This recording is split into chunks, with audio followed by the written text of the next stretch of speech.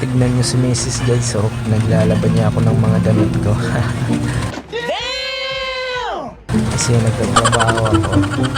Siyempre, tutulungan ko rin siya para matapos agad. Hindi totoo yan. Ang saya-saya ko kapag tignan ko siya. Bola lang yan. Pag-alog na duwa pa. Pag-alog na duwa pa. So ayan na nga, sabi ko na nga, pag-ibigin niya ako ng tubig para mabanlawan na yung aming nilalabahan.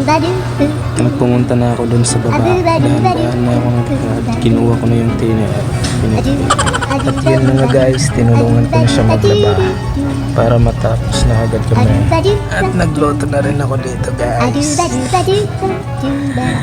Pasensya na kayo sa itsura ko dyan guys kasi taong bahay. So at ayan na nga, natapos din kami at kakain na kami dahil gutom na kaming dalawa. Kumukulo na na yung tiyan namin.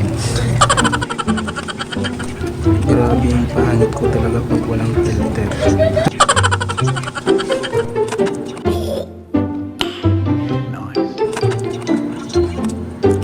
At yan na nga, tapos na kami kumain.